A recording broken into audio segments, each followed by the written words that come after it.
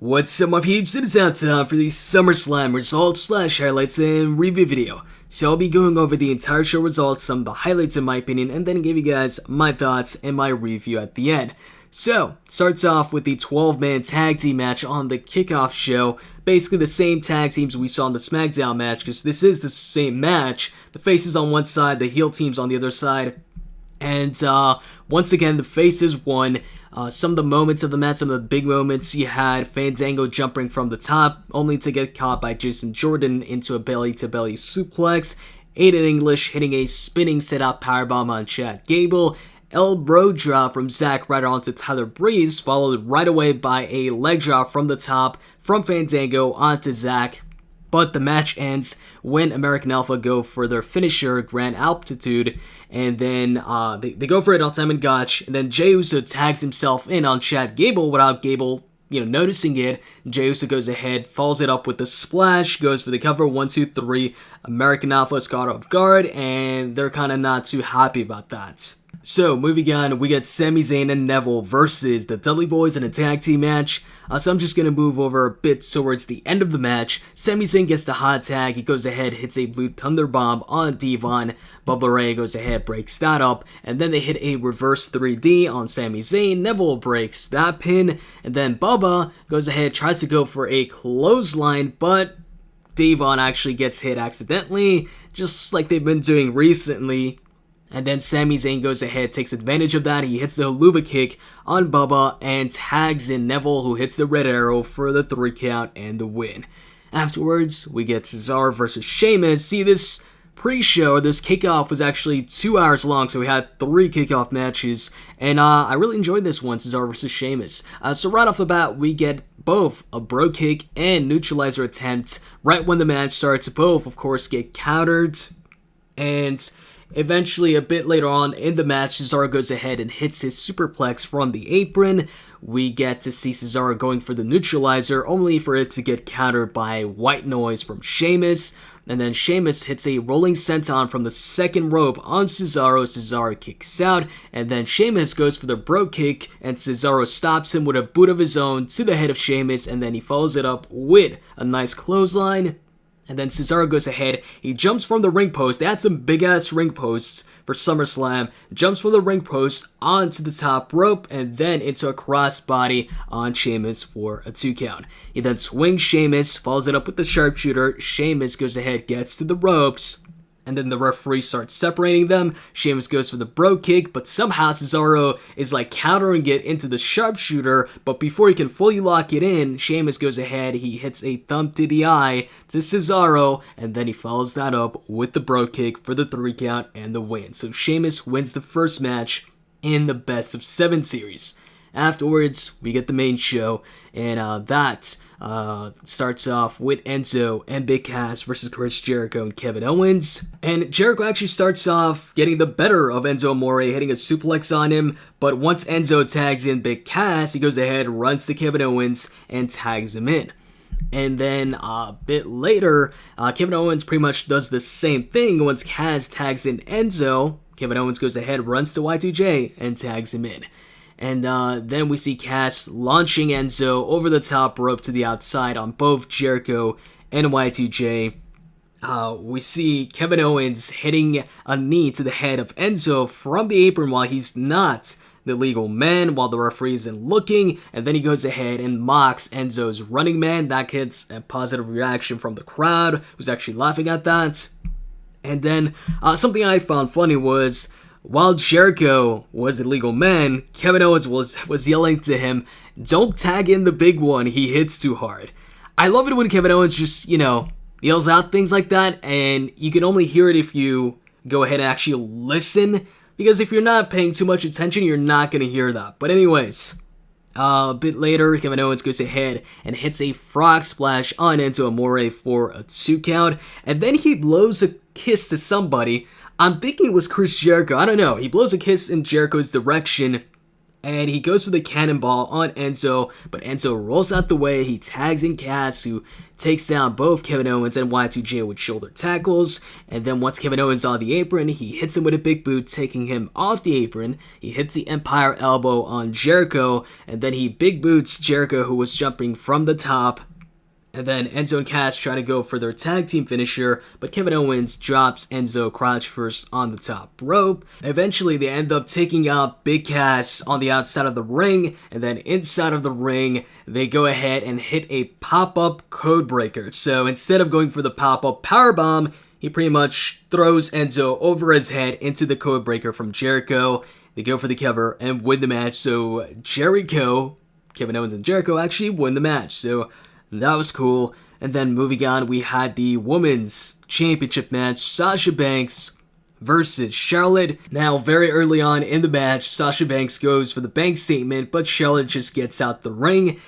And then we had Charlotte going ahead and fighting it out with Sasha on the top. See, the two biggest moments of the match, apart from the ending, involved Sasha Banks falling on her head. So this is one of them. Charlotte goes ahead. She grabs Sasha Banks in like a side slam position, like Kane hits his side slams, but it was from the top. She was on the second rope with Sasha on her, and then she goes for the side slam and drops her, and then Sasha Banks, instead of, falling on her back, she actually falls on her head. And then the referee's checking on her, but, they continue on the match, so, looks like Sasha's fine. And then Charlotte goes ahead and pretty much works Sasha's back. She dominates Sasha for a good portion of the match. And then comes pretty much the second biggest part of the match, when Charlotte goes ahead and she's about to hit like a razor's edge on Sasha Banks from the top. And then Sasha goes ahead and counters it into Hurricane Rana, in the process falling on her head once again. And moving on to the ending of the match, Charlotte goes ahead and goes for a front chop block. She hits it, and actually initially I thought it was going to be a spear, so it was actually a front chop block. And then she follows it up with natural selection for a 2 count. And then she goes ahead and gets put in a tilt-a-whirl by Sasha. And Sasha turns that tilt-a-whirl into the bank statement. So that was a pretty cool transition there. But Charlotte actually reverses it into a pin by falling over Sasha and gets the 3 counts. So Charlotte is the new Women's Champion, now a 2-time Women's Champion. Afterwards, we get Luke Gallows, Carl Anderson backstage. AJ comes up to them, and then they put up the 2 sweet sign, and then Finn Balor comes up to them. That gets, pop. And instead of putting up the 2 sweet sign, he just smiles and then leaves. And after that, we get The Miz versus Apollo Crews in a really, really quick match. This was the quickest match of the show. This was the shortest match, which made sense considering the build they had for the match. There really wasn't any build. So anyways, I'll just go ahead and move on to the ending of the match. Actually, I'll say that Crews went ahead and hit his standing moonsault on The Miz, but The Miz kicked out. And then the end came when Crews went ahead and charged The Miz in the corner for a splash, but The Miz got out the way and Crews went ahead and hit his head on the big-ass ring post, and The Miz followed it up with the skull-crushing finale for the 1-2-3 to retain the Intercontinental Championship. And then you had John Cena versus AJ Styles, which, by the way, was a great match. So, some of the big moments. You had John Cena going for his signature shoulder tackles and then the back suplex, the spin-out back suplex. He hits the 5-knuckle shuffle, and whenever they hit their signature moves, all their signature moves, and then, follow it up with preparing for the finisher, that always gets countered. Unless you're Heath Slater or a Job or something like that, it's always going to get countered. So anyways, he goes for the attitude adjustment, and AJ flips out of it, and then he hits the Pele kick, followed by the Styles Clash for a 2.5.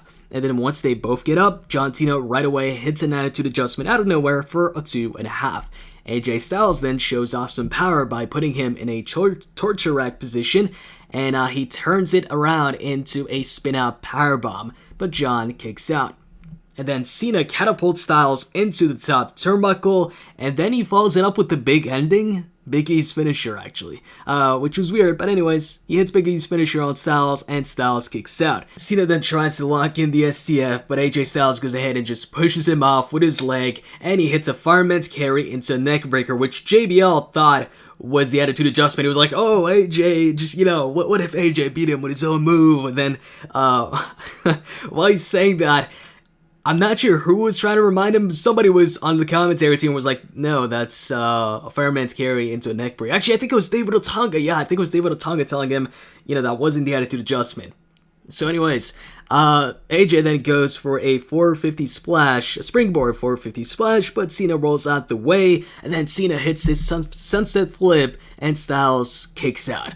And then we get AJ Styles putting Cena in a German suplex position, so I'm thinking, oh, he's going to go for a German suplex, but he actually transitions it into a face buster, and then Cena kicks out. And then AJ goes for a springboard move, and Cena goes ahead and counters it into the STF, and then AJ reverses it into a crossface. Cena starts to power out of it, so AJ turns it into the calf crusher, and then as Cena gets as Cena gets close to the ropes, AJ goes ahead and turns him around, and then Cena reverses the calf crusher into the STF. AJ gets Cena's arms off of him, and then he turns it into a pin, which Cena kicks out of, and then AJ kicks Cena in the head, and then Cena comes back with a tornado DDT from the second rope, and AJ Styles kicks out. And then we get Cena hitting the top rope leg drop for a 2 count, and then Cena goes back on the top rope, and AJ springboards with a Hurricane Rana from the apron. So from the apron, goes ahead, springboards, and Hurricane Ranas John Cena into the inside of the ring. And then he goes for the phenomenal forearm, he hits it, but Cena kicks out.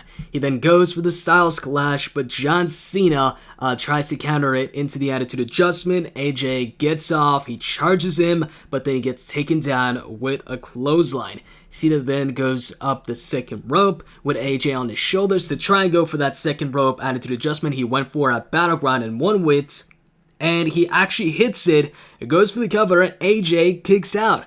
And then Cena at this moment is like, you can actually see him saying, the fuck? He's confused, he's shocked that AJ Styles kicked out. He's just standing there for a while, just looking at AJ in shock. And then he waits until AJ gets up. He goes up to him, he puts him up in position for the attitude adjustment, but AJ counters it into the Styles Clash. He goes on the apron and hits the phenomenal forearm without the padding this time. Goes for the cover, and this time gets the 3 count, wins the match. AJ Styles beat up John Cena. And afterwards, we get Jon Stewart in the ring saying that since Big E's out with, Ringo Potatoes or whatever the hell it is, he's going to go ahead and support the New Day. So at this point, I'm like, alright, so this year Jon Stewart is going to turn on the New Day. Because, last year he turned on John Cena. So I say this year's the New Day. He reveals a New Day shirt, and then the New Day comes out for the matchup, of course, without Big E, and the match ends when the club goes ahead and hits the Magic Killer on them, and then they try and go, because Jon Stewart then gets in the ring, and he's trying to, I guess, save the New Day or something like that, and so Carl Anderson and Luke Gallows, they grab him, and they're about to give him ring post-itis, and then Big E comes out, and he hits a belly-to-belly on Luke, and then he takes out Anderson by sending him into the barricade, and that causes a disqualification, so the club wins by DQ, and then he goes ahead and grabs one of the jars that has the eggs in them, and he drinks the liquid, and then he spits it out. He gets inside the ring, and he starts dancing, shaking his hips with the New Day and Jon Stewart. And that's it. Following that, you get Dean Ambrose versus Dolph Ziggler. So Dolph Ziggler actually hits the super kick on Dean Ambrose in this match outside the ring. So then he goes ahead and puts him back in the ring to go for the cover. And whenever that happens, they never get the win.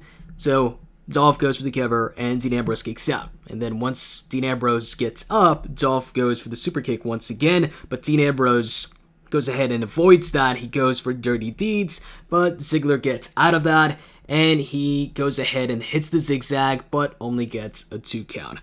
And then, towards the end of the match, they're both up top, and Ziggler's trying to go for that facebuster from the top. He goes for it, but Dean Ambrose lands on his feet, and he follows it right up with Dirty Deeds, goes for the cover, wins the match, and is still the WWE Champion. And then it was time for the women's tag team match. Becky Lynch, Naomi, and Carmella versus Natalya, Alexa Bliss, and a returning Nikki Bella. So Nikki Bella was actually on the heel team. And, because a lot of people thought she was going to return as a face, but a lot of people thought that Seth Rollins was also going to return as a face, and that wasn't the case. So anyways, some of the moments of the match, you had Becky Lynch taking out pretty much everybody. She hit Bexploder on Natalya, on Bliss, and then she went ahead and sent Nikki in the corner right onto Natalya and Bliss, so they're all three of them are stacked onto each other in the corner. And then she goes ahead and hits a springboard sidekick to each one of them. So she hits it on Natty, she hits it on Bliss, and then she hits it on Nikki. And after that, she goes ahead and hits a running forearm to Natty in the corner, a Bexploder to Natalya, and then she goes for the cover, but Bliss comes in and she gets thrown out by Becky. A bit later on, we get Alexa Bliss tagging in Nikki Bella, who goes for a back suplex on Naomi, but Naomi backflips out of it, tags in Carmella, and then Carmella goes ahead, takes out Natty and Alexa with a double dropkick, and then as soon as she gets up and turns around, Nikki Bella hits her with that forearm, and then she follows it up with her new finisher, a TKO on Carmella, and they win the match. And then we get the Universal Championship match, and the Universal Championship, as expected, was a championship with red on it to represent Raw, but it was completely red. Like, the strap was red, and also the center was red. See, I thought maybe just the center would be red, but it's actually all red. Anyways, we get the match. Seth Rollins comes out first, followed by Finn Balor. And right when the match starts, Finn goes ahead, right off the bat, bam, dropkick to Seth Rollins. And then he goes right away for the coup de grace, but Seth Rollins rolls out the ring, so Finn goes ahead and hits a flipping senton to the outside on Seth Rollins. And then Rollins hits a powerbomb on Finn on the barricade, on the outside of course. And after that, we get a springboard knee from Seth Rollins back in the ring, followed by a frog splash that covered a huge distance in the ring. It was a really nice frog splash, but Balor kicked out. And then Seth goes ahead, slaps Finn around, and out of nowhere, Finn hits him with a DDT, and then we get a pedigree attempt, but Finn backdrops him, but Seth Rollins barely lands on his feet, and then Seth Rollins hits him with an enziguri, and Finn comes back with an overhead kick. Balor then hits the 1916, but Rollins kicks out. Balor goes for the coup de grace, but Seth Rollins rolls out the way, and he gets Finn in a triangle submission. And keep in mind, this match actually was pretty much no DQ, because once Finn got his foot on the ropes, on the commentary team, they went ahead and pointed out that the only way to win this match is by pinfall or submission. And so he just rolls out to the outside, but he's passed out now. The damage has been done, as they put it on the commentary. And Rollins goes ahead, he sends him back in, and he goes for a buckle bomb. He hits it, and then follows that up with a super kick, but Finn kicks out. And then Seth is yelling at him, telling him this is my ring, and he hits him with forearms, but Balor goes ahead, kicks him in the gut, and he charges him, but Seth Rollins knees him, and he hits him with a small package driver, but Finn Balor kicks out. And then Seth goes up top, but Finn takes him to the outside with an enziguri. Finn drop kicks Seth Rollins into the barricade. And then Balor goes ahead and hits a coup de grace back in the ring to the back of the neck of Seth Rollins, and he gets a 2 count. That was pretty cool. And then Finn goes ahead and sets him up for another coup de grace, this time the original coup de grace. And Seth gets out the way, and he hits him with a pedigree, goes for the cover, and Finn actually kicks out. So then Seth Rollins goes for a Phoenix Splash from the top, but Finn Balor rolls out the way, and then Finn goes ahead and hits him with a dropkick to the corner. He climbs up top, but Rollins goes ahead, gets up top as well. He hits the superplex into usually the Falcon Arrow, but this time into a pedigree attempt, but that gets countered by Finn. And Finn goes ahead and stomps right on him. He drop kicks him into the corner once again, and this time hits the coup de grace and wins the match. So Finn Balor is the new and first Universal Champion. and they point out that Finn Balor is actually the first person to win a world title on their pay-per-view debut. And then we got Rusev versus Roman Reigns, which was supposed to take place, but before the bell even rings, they start finding it out. Rusev throws Roman Reigns onto the steel steps, and then the crowd's chanting Rusev Machka, and then Rusev goes ahead, grabs the steel steps, he hits Roman Reigns in the arm with it, and then from there, Roman Reigns actually starts beating up Rusev. He throws him in the timekeeper's area. He hits a Superman punch on him. He starts hitting him with right hands while he's down. Rusev grabs a chair. He swings at Roman, but Roman stops it, and he keeps punching Rusev. He throws him back to the ringside area. He kicks him in the gut. The referees are trying to separate them, but Roman Reigns keeps on hitting Rusev, and then he hits Rusev in the back with the chair. He hits him in the gut with the chair. Keeps on hitting him, keeps on headbutting him.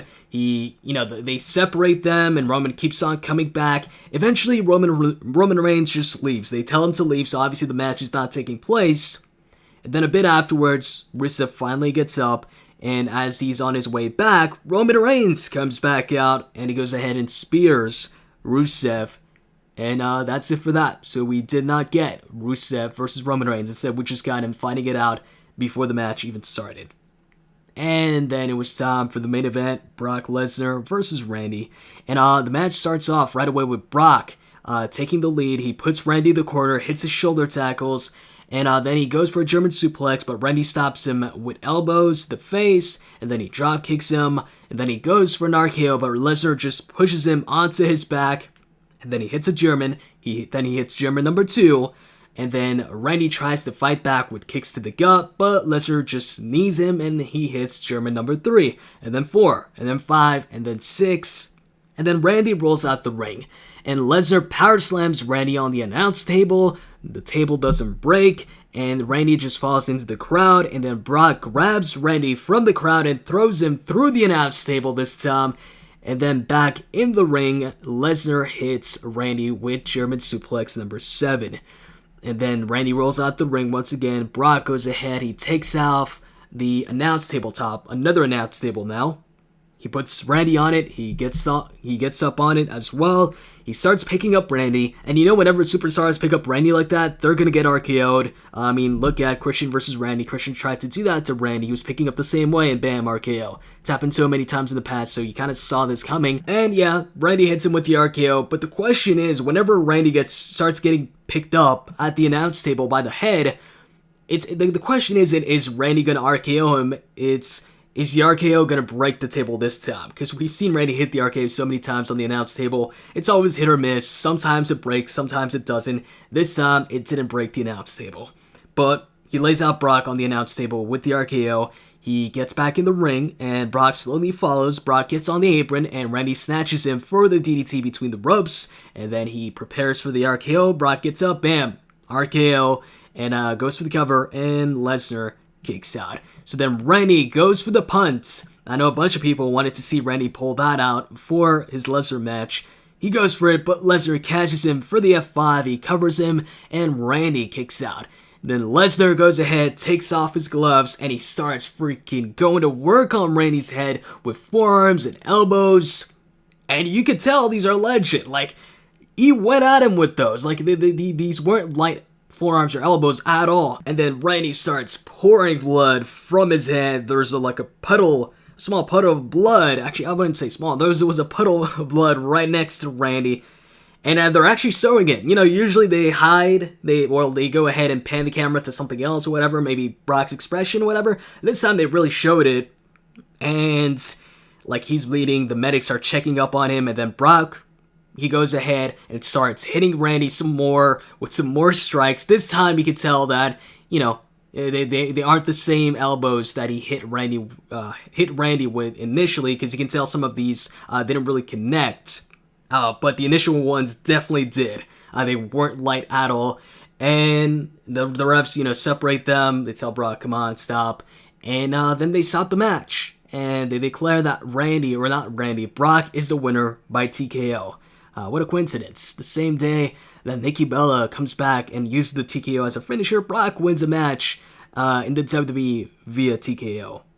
So, yeah, after that, Shane McMahon comes out to try and, I guess, check on Randy. Actually, yeah, because he did tell Brock, I'm just here to check on my guy. And Brock is, like, stopping him each time, like he's getting in front of him. And Shane's like, yo, he starts yelling at Brock, just leave, it's over. I'm trying to check on Randy. And then Brock grabs him and hits him with the F5. And then Brock leaves the ring. And that's it. And now you know who Brock Lesnar's opponent is going to be at the Royal Rumble, because that's when he's supposed to come back. So it's going to be Shane versus Brock. No, it's not confirmed. They didn't announce it or anything like that. I'm just going out there and calling it. Although I wouldn't be really proud of this call, because I think everybody, or a lot of people, can't expect that anyways. I'm not the only one predicting that, I'm pretty sure. So, that was it for SummerSlam. Brock Lesnar wins the main event, as expected. Finn Balor wins the Universal Championship, as expected. What did I think about the show? Okay, so, for me, by far, the best part of the show, the best match of the show, all the highlights went to the AJ Styles versus John Cena match. That match, I have absolutely no complaints about that match. That was for sure better than their Money in the Bank match. Way better than their Money in the Bank match. And their Money in the Bank match wasn't bad. It had a bad finish, but this was great. AJ Styles won, and he won clean, and they really made AJ Styles look strong. People complained initially about AJ Styles not looking as strong when he was feuding with Roman Reigns, because AJ would hit Roman Reigns with everything he's got, and Roman Reigns would kick out. Roman Reigns would hit AJ with one spear, and that was it for AJ. But this right here was an entirely different story. AJ took the best of John Cena. AJ Styles got hit with an Attitude Adjustment, he kicked out of that, and then he kicked out of the Attitude Adjustment from the top. And even though AJ Styles was my pick for this match, and I was like, AJ's gonna win this, I can't lie, when John Cena went ahead and hit that from the top, there was slight hesitation there. I was like, ooh, what if, he doesn't win? Because, that's a big move right there, and he beat AJ with that move at Battleground. And if you count the finishers here, AJ, when it comes to kicking out of finishers, if you just count the Phenomenal Forearm as AJ Styles' finisher, because these days he doesn't really get the win with the Styles Clash, if you just count the Phenomenal Forearm as his finisher, John Cena went ahead, he got put out with two finishers from AJ Styles, two Phenomenal Forearms. While in AJ Styles' case, he got hit with two Attitude Adjustments, but he kicked out of both. And I think the finish here, AJ Styles winning was the right decision. You need to build up some new stars, and they did that. Man, it's been a while since we saw John Cena actually lose a feud. John Cena usually wins 2 out of the 3 matches that he has with his opponents. His opponents win one of the matches, but John Cena always ends the feud with a win. But in this case, AJ Styles came out victorious, and actually they had 2 singles matches. And those 2 singles matches were won by AJ Styles. So you can definitely tell the company is behind AJ Styles, so that's freaking awesome. And I wouldn't be surprised if AJ Styles is next in line for a title shot. So Backlash, maybe it's AJ Styles versus Dean Ambrose. I wouldn't be surprised. Now, speaking of Dean Ambrose, moving on to Dean versus Dolph here. This was the most disappointing championship match out of the 2. Out of the 2 world title matches, Dean versus Ambrose was, I don't know how to describe it, I guess bland, or it wasn't really exciting. There was nothing incredibly exciting about it. I felt the result was pretty predictable, and also the match didn't have any real major moments. I guess the biggest moment of the match was when Dolph went for the facebuster and Dean landed on his feet and hit Dirty Deeds. But honestly, while I was watching the match, there wasn't a single point in the match that I thought was exciting or that made me go, oh cool, that was cool, or that was a nice move, or whatever. It was just okay. That's it. At the very best, to me, it was just okay. And moving on now to the other World Heavyweight Championship match, or World Title match, Finn Balor versus Seth Rollins. Now I actually like this one. As far as ranking the matches, first off would be John Cena versus AJ Styles, and the second one would be either Finn Balor versus Seth Rollins or Cesaro versus Sheamus. Yep, that's right, Cesaro versus Sheamus. I thought was a really good match. These two put on some great matches, and after this one, I'm looking forward to the rest of their Best of 7 series. I remember enjoying the SmackDown Best of 7 series between Booker T and Benoit, And I feel the same way here. Like back then, I was looking forward every SmackDown, looking forward to the next Best of 7 series match to see who won. Although in their case, the United States Championship was on the line. There's no title here on the line, but I'm looking forward to the rest of their matches. And the weird thing is, I'm not the biggest fan of Sheamus. Like, the Sheamus character to me isn't all that interesting. I've never really been, oh shit, it's Sheamus, oh I'm excited for Sheamus, whatever. I've always been like, oh, okay. But I know that the guy can put on some good matches.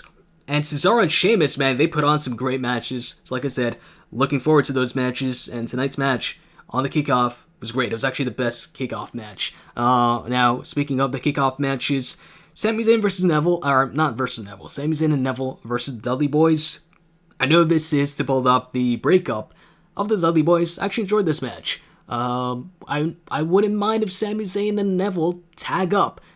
But if I were to choose between Sami Zayn and Neville or JeriKO, I would go with JeriKO. For sure, 100%. JeriKO and Kevin Owens, I feel, would be like the new Jericho, but even better. And when it comes to their match tonight, I was entertained by it. I like the new finisher pop up into the codebreaker. And I hope we get to see them as, you know, a permanent tag team. But the thing is, Chris Jericho is supposed to be leaving again soon, so I don't know if that's gonna happen. I would love it if Kevin Owens and Jericho got like a tag team title reign like Jericho did. I don't know, we'll have to wait and see how this goes, but the fact that they won tonight's match, with Jericho supposedly leaving, this is a good sign for the Jericho and Kevin Owens tag team. Looks like they might last a bit. The question is, how long? Now, moving on to the other kickoff match, American Alpha, well, Enzo, Amore, and Big Cass wasn't a kickoff match versus Jericho and Kevin Owens. But going back, I guess, to the 12-man tag team match kickoff show, not the 12-man tag team kickoff, I mean the 12-man tag team match on the kickoff show. I mean, this was pretty much the SmackDown match. It was okay. The best part of the match is when everybody gets in the match and they start hitting their finishers right after the other.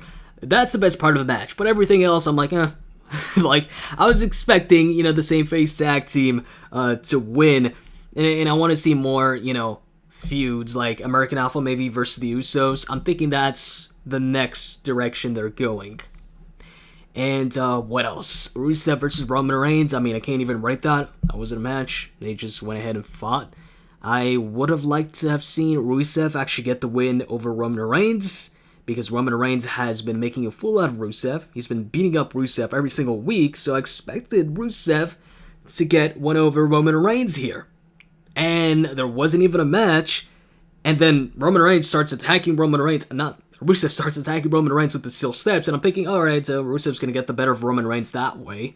But no, Roman Reigns still kicks Rusev's ass, even when it's not a match, when, you know, it doesn't really matter, he still beats Rusev. So I'm thinking they've got to have a rematch because they still haven't had the match for the US title. It's got to happen at Clash of Champions. See, I was thinking that Rusev was going to win this match, and then at Clash of Champions, maybe Roman Reigns would win the US title off of him.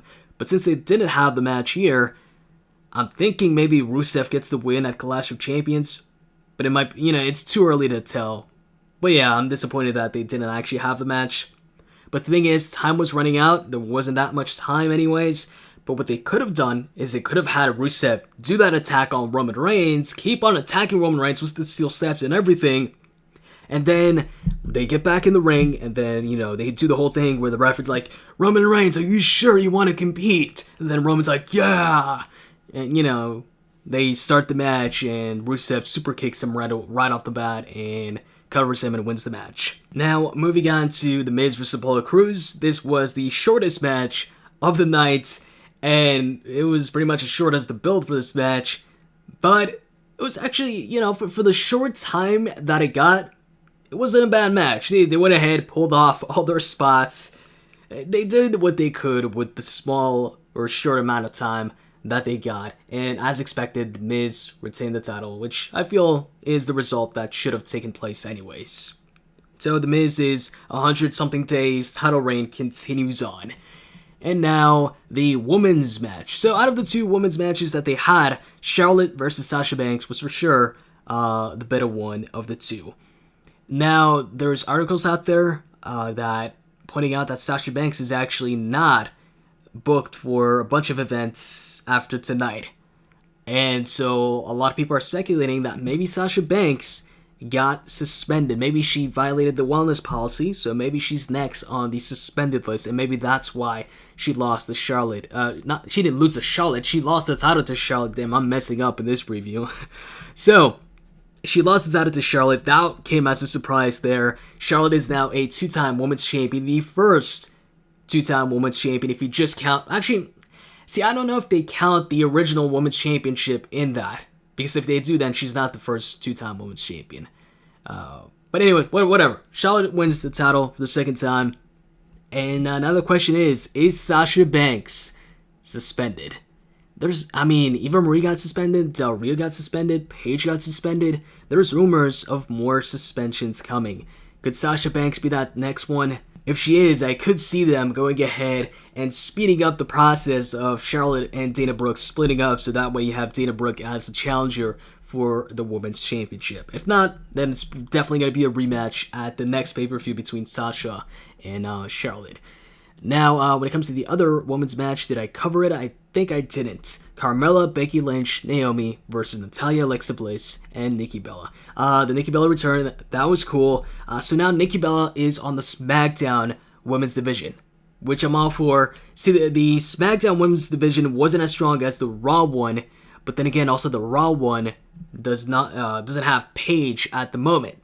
Paige is out, she's suspended, and if Sasha Banks also gets suspended, then damn, that's bad for the Raw roster now. Now the SmackDown women's roster would be for sure better than the Raw one. So now SmackDown has Nikki Bella on the roster, and it looks like she's a heel. Now, since she is on the roster, and they are going to crown a new women's champion, because, SmackDown or Daniel Bryan did say that they're going to introduce new championships, I'm thinking Nikki Bella is going to be the first SmackDown women's champion. Either Nikki or Becky. It's got to be one of the two, but I'm thinking it's going to be Nikki. I know a lot of people thought it was going to be Eva, but she's suspended. Speaking of Eva, they kind of teased her maybe appearing. I thought for a second that, maybe Eva, she, somehow got out of her suspension because she was going to appeal it or something like that, so I thought maybe she successfully appealed it. I was like, damn, that was quick. But anyways, because they played her theme song, but then they were like, she's not going to appear because she's stressed or whatever, something along those lines from the comments from the fans. And then Nikki Bella came out. And so now she's using the TKO as her finisher. As far as the match goes, it was okay. The highlight of the match really was Nikki Bella's back now, and she's on the SmackDown roster. So I think, actually no, there was one more thing I wanted to cover, and that is the Universal Championship. That is probably the ugliest world championship I've seen in a long or ever. I saw the images initially. If you check out my thumbnails for the prediction game video and also the 5 reasons why Finn's gonna win, you saw that the championship there was like the center plate was red, right? I didn't expect the straps to also be red, and I didn't expect it to be that red. It just looks... Man, the WWE Championship looks so much better on SmackDown. The Raw brand, though, ooh. See, now I'm hoping that in response, SmackDown doesn't go ahead and turn the WWE Championship blue. I really hope they don't do that. I'm hoping they keep that belt as it is. Hey, if Raw wants to have an ugly title, let Raw have an ugly title. That's fine. But... Raw, keep the good-looking title as is. Please don't change it. And actually, speaking of changing, I really hope Raw changes the title. It just doesn't... Man. An all-red championship? I'm not a fan of it. Hey, if you actually like the Universal Championship, let me know in the comments. I want to see if some people actually like it. I'm not going to bash you or anything like that. Hey, I don't like it. You might like it. That's perfectly fine. Oh, and I can't forget... the most important match, or the most hyped up match, because it was the main event, Brock versus Randy. It was just German suplexes, 2 RKOs, and that's it. And then a 5. We didn't even get a finish this time. You see, I wish Brock would go back to his old moveset. Nowadays, it's just German suplexes until his opponent hits a finisher and then he hits a finisher to finish off the match. But, like in this case, we didn't even get a proper finish. The match could have been good. I feel there was a bunch of potential there. I mean, right off the bat, when it comes to the RKOs, they could have done... They just did the normal RKOs. The announce table and a normal RKO in the ring after he taunts. He does the wake-up taunt, I guess, for it. And that's it. There wasn't... there was a huge opportunity for an F5 into an RKO. I know some people are saying, oh, that's impossible. I'm pretty sure it is possible. Even if it's not, they could have done an RKO out of a German suplex. They could have done something different. On paper, this was a big match. It was the first time these two meet. I know they faced off before, but that was like back in 2002. But I mean like the first time as main event stars, as former world champions. And I pretty much feel the same way about this match that I do about Dean Ambrose versus Brock at WrestleMania. They could have done so much more with that match at WrestleMania. And obviously, Dean Ambrose did say on that podcast that he did want to do so much more with Brock, at WrestleMania, but it didn't happen. Obviously, it was, a pretty quick match. They kind of teased it. At WrestleMania, the match was teased like it was going to be crazy. Dean Ambrose had all these weapons. He pretty much used none of them at WrestleMania. In this case right here, so many possibilities for cool RKOs out of nowhere. We just get the usual RKOs instead of seeing how many, moves Randy's going to kick out of or F5s Randy's going to kick out of. Instead, Brock just, pummels him. And yeah, we saw something we don't usually see, something we rarely see actually in the PG era now. Somebody getting pummeled, and being in a pool of their own blood. And that could have been done to get some heat on Brock Lesnar, so people are super behind Shane McMahon when he faces off against Brock. But something like that could have been done after the match. Why not they have, the usual match, they pull off, some cool spots in there, and Brock ends up getting the win with, the Kimura lock or the F5, whatever. You get a proper finish to the match, and then after the match, Brock Lesnar goes ahead and keeps on hitting Randy, and he does what he did to Randy to win the match. That would have done the same thing. This match could have been so much more, but it ended up being really, really disappointing. So, that's it, man. Honestly, I think the Universal Championship match should have been the main event. That was a better match, and it was for a championship, a new World Championship. Yeah, the title's pretty ugly, but it's a new championship, and, it's the main title. It's the biggest title on Raw. So, that's it for the review. As far as a rating for the show, I'd give it a 6 on 10. So with that said, in the comments, let me know what you thought was the match of the night. For me, it was definitely AJ Styles versus John Cena. And if you enjoyed the video, click that like button, subscribe for more videos, and with that said, I'm out. See ya.